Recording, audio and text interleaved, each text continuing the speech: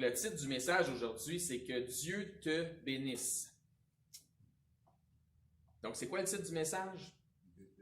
Que Dieu te bénisse. C'est quoi le titre du message, Alexandre? Que Dieu te bénisse. Parfait. Excellent. Donc, dans le chapitre 6 de l'Évangile selon saint Marc, à partir du verset 1,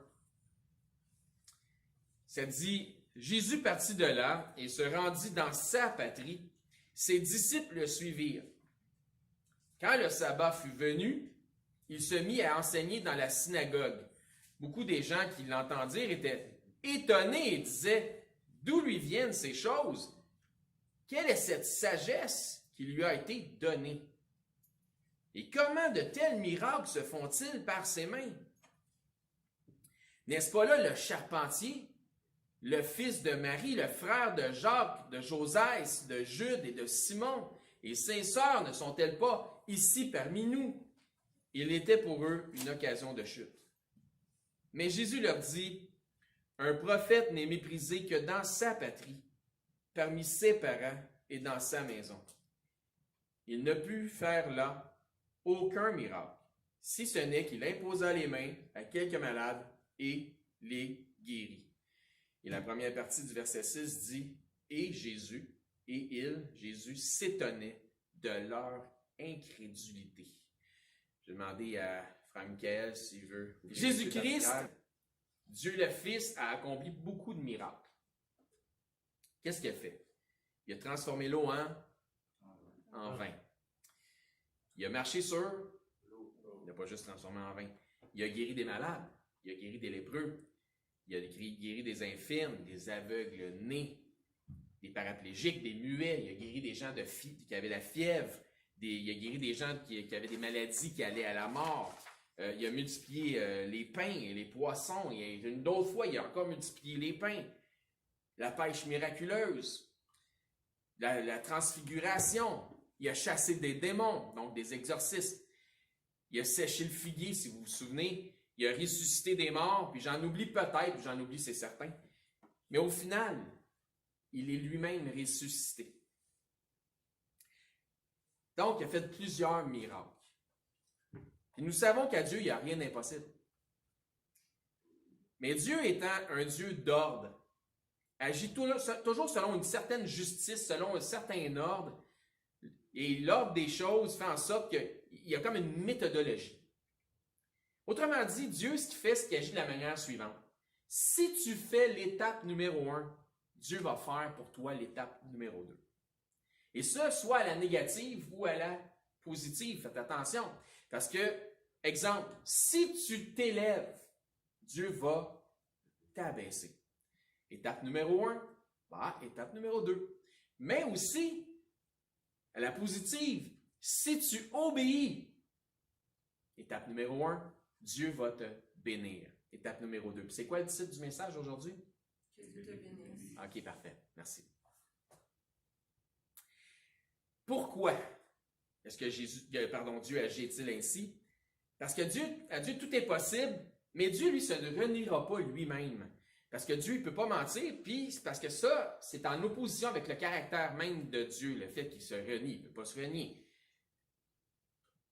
Il y a donc des choses que Dieu ne fera pas, non pas parce qu'il ne peut pas, puisqu'il est tout-puissant, donc il le peut.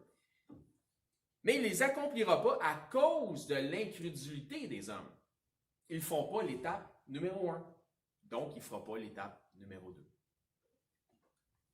Marc 6, verset 4, si on reprend là, « Mais Jésus leur dit, un prophète n'est méprisé que dans sa patrie, parmi ses parents et dans sa maison.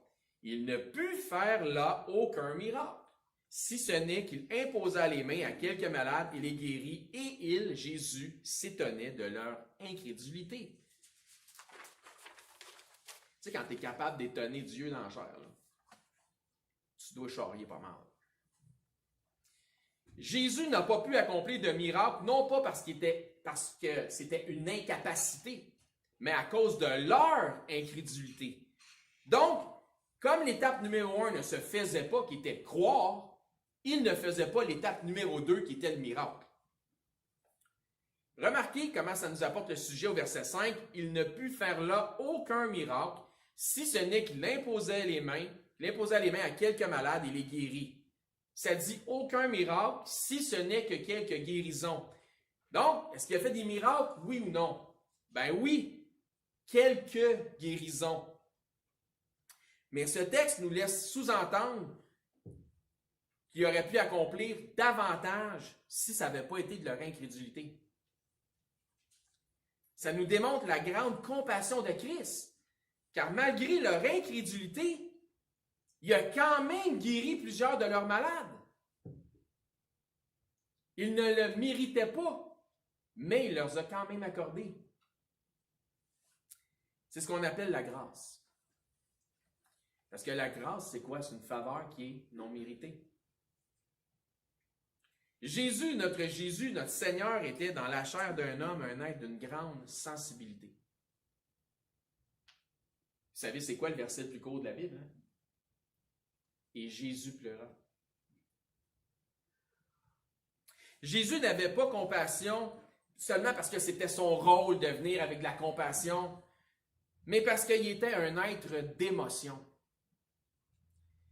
Il est véritablement venu en chair et en lui a habité corporellement toute la plénitude de la divinité, pleinement Dieu dans la chair.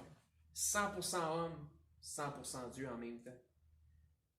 Donc, ce que l'on peut percevoir de cette divinité corporelle, c'est qu'il fut un être émotif.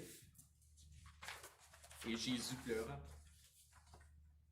Matthieu 20, verset 29 à 34.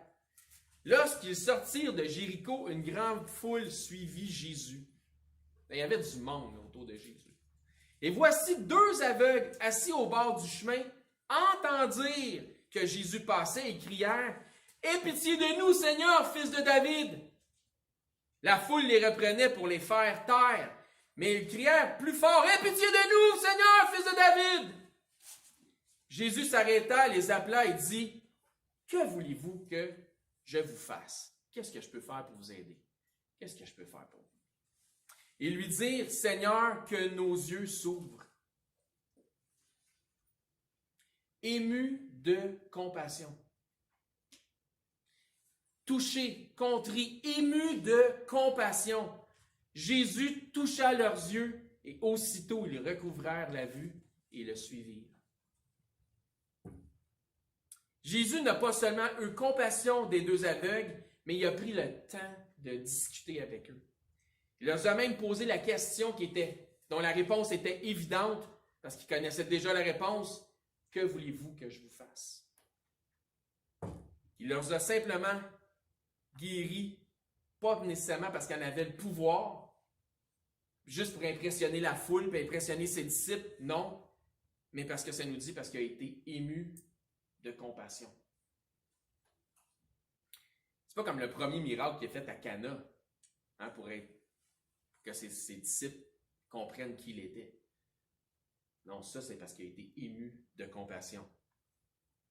Puis moi, je lis ça, puis je m'étonne que le Créateur de ce monde puisse avoir compassion envers nous autres, misérables créatures que nous sommes. Je m'étonne de ça. Celui qui a détruit Sodome et Gomorrhe, qui a amené le déluge sur le monde entier, qui regarde au cœur de l'homme, hein, parce qu'on dit, hein, Dieu regarde au cœur, oui, mais des fois, c'est peut-être pas une bonne affaire. Celui qui regarde au cœur de l'homme et qui voit quoi? La méchanceté qui est dans le cœur de l'homme, parce que ça nous dit que notre cœur est méchant par-dessus tout. C'est le même Dieu qui pardonne, qui fait grâce et miséricorde aux pécheurs coupables. C'est le Dieu qui, malgré tout ce qu'il voit dans l'homme, est quand même ému de compassion. Imaginez être Dieu, puis tu vois ce qu'il y a dans l'homme. Ce que tu vois dans l'homme, c'est pas nécessairement beau à voir, mais tu es quand même ému de compassion. Ça prend une solide divinité pour tasser ce qui n'est pas beau, puis être quand même ému de compassion. Parce qu'au final, la réalité des choses, c'est qu'il devrait être dégoûté de ce qu'il voit puis d'amener un jugement. Mais au lieu de juger, il pardonne puis il réussit, malgré notre nature pécheresse vis-à-vis sa sainteté, à nous regarder et à être ému de compassion envers nous, ses créatures. Le Fils de Dieu n'est pas venu condamner le monde, mais il est venu pourquoi? Pour le sauver. Ému de compassion. Hébreux 4:13. Nulle créature, vous, moi, nulle créature n'est cachée devant lui, mais tout est à nu et à découvert aux yeux de celui à qui nous devons rendre compte. Ainsi, puisque nous avons un grand souverain sacrificateur qui a traversé les cieux, Jésus, le Fils de Dieu, demeurons fermes dans la foi que nous professons, verset 15, car nous n'avons pas un souverain sacrificateur qui ne puisse compatir. Compassion. Avec nos faiblesses, au contraire, il y a de la compassion. Il a été, comme nous, tenté en toutes choses sans commettre de péché. Jésus compatit avec nos faiblesses. Comme ça nous dit au verset 13. Nous sommes à nu devant lui. Toutes nos transgressions ne peuvent être cachées devant lui, mais malgré tout, il a compassion. Le récit des deux aveugles est particulièrement intéressant. Deux types qui, de toute évidence, ils n'ont jamais vu Jésus, ils sont aveugles, mais ils en ont entendu parler. Qu'est-ce qu'ils savent concernant Jésus? Matthieu 20:30, et voici deux aveugles assis au bord du chemin entendirent que Jésus passait et crièrent, « Aie pitié de nous, Seigneur, fils de David! » Seigneur, fils de David. Ils croient à la possibilité, à partir de ce qu'ils ont entendu, que celui-ci, ce fameux Jésus, soit le roi qu'Israël attendait. Le fils de David, le lion de Juda. Ces deux types ont une opportunité car enfin le fameux Jésus passe supposément près d'eux. Ils n'ont aucune interaction visuelle avec la foule, bien évidemment, mais ils savent qu'il se passe quelque chose. Ils comprennent que le descendant de David est proche d'eux. Où exactement, à portée de main, ils ne savent pas, mais ils ne prennent pas de chance. Qu'est-ce qu'ils font? Ils prennent pas de chance puis ils crient au risque de déranger tout le monde. Ils crient. Et voici deux aveugles assis au bord du chemin entendirent que Jésus passait dans Matthieu 20:30 et crièrent « Aie pitié de nous, Seigneur, fils de David! » La foule les reprenait pour les faire taire, mais ils crièrent plus fort « Aie pitié de nous, Seigneur, fils de David! » Taisez-vous, là! Vous dérangez tout le monde! Gang d'aveugles. Mais ils crièrent plus fort. « Aie pitié de nous, Seigneur, fils de David! » La question que je me pose, que serait-il arrivé à ces deux aveugles s'ils avaient écouté la foule?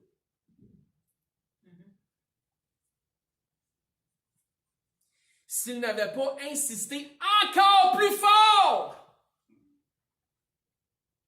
Est-ce que Jésus aurait eu la même compassion pour eux? La compassion de Jésus était disponible. Mais c'est leur foi fervente qui leur a permis d'attirer l'attention de Jésus sur leurs conditions.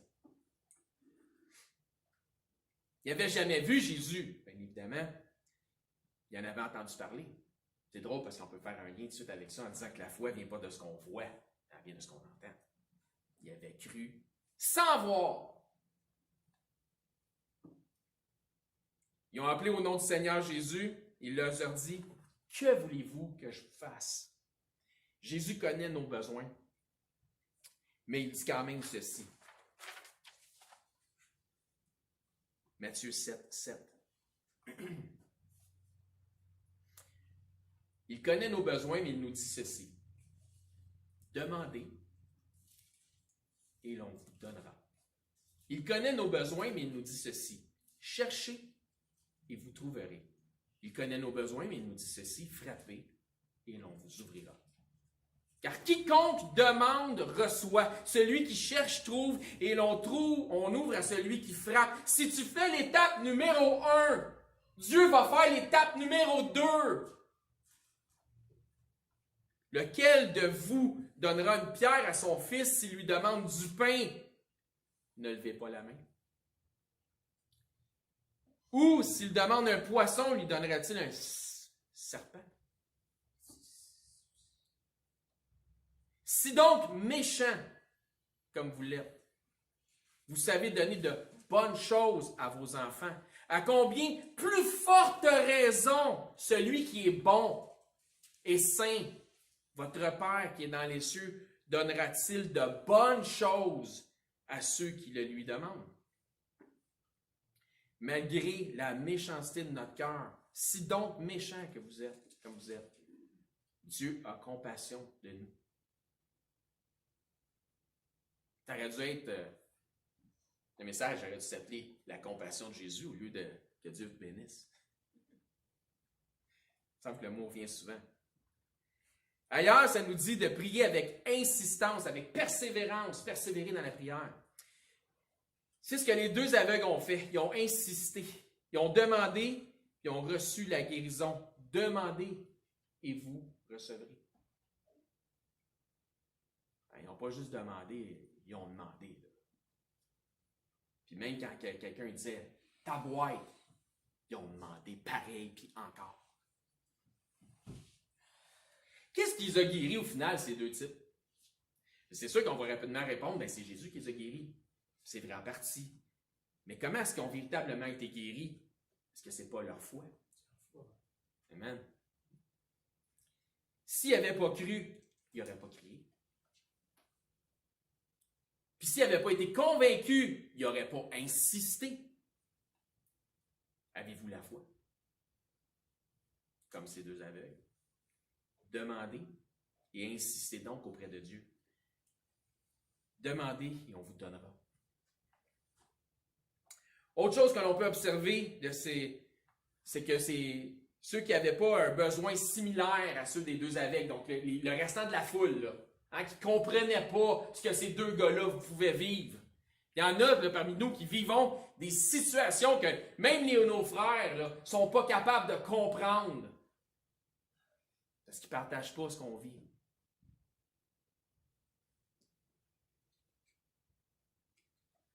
Le reste de la foule n'avait pas la même compassion que Jésus. Au lieu de les aider et de les amener vers Christ, quand ils ont entendu dire « Seigneur, fils de David, aie pitié de nous, venez voir le Seigneur, venez! Tassez-vous, il y a deux aveugles, il va les guérir! » Les gens de la foule les regardaient à quoi? À leur propre intérêt. Tu nous déranges, là. On veut voir le Seigneur Jésus. Mettez-vous à la place de ces aveugles.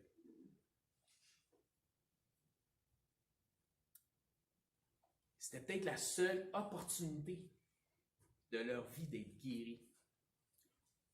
Puis d'enfin pouvoir voir comme tous les gens normalement constitués. Il y en a qui n'ont jamais cette chance-là. Marc 10, on peut voir la même instance, mais l'emphase est plus particulièrement faite sur un des deux aveugles en particulier. C'est la même histoire qui est racontée avec une autre perspective dans Marc 10, 51. Donc, verset 52, pour certains, le verset 52 est divisé, donc ça fait jusqu'à verset 53, ça dépend des versions, mais en tout cas, ça dit là, Jésus prenant la parole lui dit que veux-tu que je te fasse? Il dit, Rabouni, lui répondit l'aveugle, que je recouvre la vue. Jésus lui dit, va, ta foi t'a sauvé.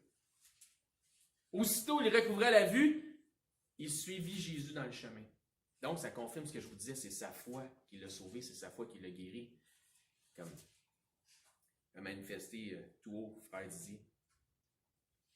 J'oppose donc dans ce message le passage où Jésus est en visite dans sa patrie, ceux qu'il connaît depuis qu'il a grandi dans cette région-là, où il n'a pas pu accomplir de miracle à cause de leur incrédulité à celui de la guérison des aveugles. Le doute, c'est de l'incrédulité. Et on observe que dans sa patrie, comme il était connu de longue date, qu'il avait vu grandir justement, Il connaissait son père, hein, ce qu'il croyait être son père. S'il avait vraiment connu son vrai père, il aurait su qu'il descendait du ciel. Mais il connaissait son père, donc Joseph, sa mère, ses frères, ses sœurs. Il connaissait même son métier, etc. Hein? Puis je vais faire une parenthèse sur le métier de Jésus. C'est quoi le métier de Jésus? Charpentier. Imagine Jésus porter une poutre sur son épaule. Puis il savait où il s'en allait. Il portait des poutres pareilles. Il y a certaines personnes qui refusent de faire certaines choses dans la vie parce que ça les écœure. Imagine Jésus porter des poutres quand il s'en allait sur la croix. Fin de parenthèse. Perspective. Donc, malgré leur étonnement sur sa sagesse, parce qu'il dit, tu sais qu'elle vient la sagesse, on l'a vu grandir, puis donc, d'un coup, comment ça qu'il a toute cette sagesse-là, puis il est capable de nous enseigner dans la synagogue? Comment, il connaissait sa réputation de ses miracles, il a guéri une couple de personnes, comment ça qu'il fait des miracles par ses mains? Leur familiarité engendrait un mépris qui les empêchait d'avoir la foi. Il était pour eux un genre de pierre d'achoppement. Il était incrédule par mépris. Marc 6, verset 2. Quand le sabbat fut venu, il se mit à enseigner dans la synagogue. Beaucoup de gens qui l'entendirent étaient étonnés, disaient, d'où lui viennent ces choses? Quelle est cette sagesse qui lui a été donnée? Et comment de tels miracles se font-ils par ses mains? Verset 3. N'est-ce pas là le charpentier, le fils de Marie, le frère de Jacques, de Joseph, de Jude, de Simon et ses sœurs ne sont-elles pas parmi nous? Et ils étaient pour eux une occasion de chute. Mais Jésus leur dit, un prophète n'est méprisé que dans sa patrie, parmi ses parents et dans sa maison. Mépris par familiarité. Il ne put faire là aucun miracle, si ce n'est qu'il imposa les mains à quelques malades et les guérit, et il s'étonnait de leur incrédulité. Quand nous sommes incrédules, on refuse de croire ce que Dieu dit ou à la puissance de Dieu, parce que ce que Dieu dit, il faut savoir qu'il peut aussi l'accomplir. Quand on est incrédule, ce n'est pas une forme de mépris, ça, de notre part envers le Seigneur. Avec toutes les merveilles que le Seigneur a déjà accomplies dans nos vies, croyez-vous qu'il s'étonne quand nous péchons? Il s'étonnait de leur incrédulité. Dieu s'étonne de notre incrédulité. Quand nous prenons des actions qui vont à l'inverse de ses enseignements, Dieu s'étonne de notre incrédulité. Quand il y a plein, le Seigneur, il y a plein d'autres choses en réserve pour nous, mais malgré tout, parfois, nous sommes volontairement incrédules. Dieu s'étonne de notre incrédulité. Ouais, là, je ne comprends pas le prêcheur, là, incrédule en quoi? De quoi tu parles? Qu'est-ce que tu veux dire? Fais-tu réellement confiance à Dieu pour son plan dans ta vie? C'est quoi le plan de Dieu pour ta vie? Fais-tu vraiment confiance? Tes choix de vie, tes décisions sont-elles basées sur ce que Dieu dit ou sur tes feelings, tes émotions du moment? Ouais, mais j'ai prié là-dessus, là, puis j'ai même jeûné là-dessus, là. Puis j'ai le sentiment de... Ah, t'as le feeling. J'ai le sentiment que Dieu me dit que... 3 petits points. Time out. Arrête. Temps mort. Attends. Avant que tu ailles plus loin dans ton raisonnement, avant que tu me dises que tu as le sentiment de ce que Dieu te dit, est-ce que Dieu a des instructions claires dans sa parole pour ta situation? Si oui, réfère-toi à ces instructions. Si tu te réfères à ces instructions, tu agis donc par la foi. Pourquoi? Parce que la foi, c'est de croire à ce que Dieu dit. C'est pas autre chose, la foi. La foi, c'est de croire à ce que Dieu dit. Pas ton feeling. Ton feeling, ça, c'est pas la foi. La foi, c'est de croire à ce que Dieu dit. Si Dieu a des instructions claires, mais que tu choisis volontairement d'aller à l'encontre de ces instructions, tu aurais beau avoir prié puis jeûné là-dessus, tu n'es pas en train d'agir par la foi, tu agis par ton feeling. Parce que là, tu es rendu, tu t'auto-séduis par tes faux raisonnements. Puis c'est quoi ça, des faux raisonnements? Toi, tu dis, puis toi, tu fais, mais Dieu, dans sa parole, dit autrement. Mais tu es convaincu que c'est quand même correct. Des faux raisonnements. Fait que tu t'auto-séduis par tes faux raisonnements, tu pêches, car faisant ainsi, tu méprises la parole de Dieu, incrédule par mépris. Jacques 1, 22, un passage que vous devez bien connaître, pour ceux de l'Assemblée, que j'ai prêché 16 messages à partir de ce passage. Mettez en pratique la parole et ne vous bornez pas à l'écouter. Vous êtes bornés? Ne vous bornez pas à l'écouter en vous trompant vous-même, en t'en faisant croire par de faux raisonnements. Ouais, je sais que Dieu dit, mais moi je pense que, puis ça c'est correct. Non, mais c'est parce que retourne à ce que Dieu dit. Là, tu es dans le faux raisonnement. La question est donc, est-ce que dans ta vie, tu agis en fonction que ta volonté soit faite, Seigneur, et non la mienne? Ou c'est plutôt que ma volonté soit faite, Seigneur, et non la tienne? Ou si tu souhaites que Dieu te bénisse dans tes voies, même si elles vont à l'encontre de la foi. Il ne faut pas se leurrer. Dieu ne peut pas bénir l'iniquité. C'est quoi le titre du message? Que Dieu te bénisse. Amen. C'est souvent une salutation qu'on se fait entre nous autres, entre chrétiens, que Dieu te bénisse. Ah oui, frère, que Dieu te bénisse. Ah oui, sœur, que Dieu te bénisse. Mais la réalité de ce qu'on ne dit pas lorsqu'on se dit que Dieu te bénisse, indirectement,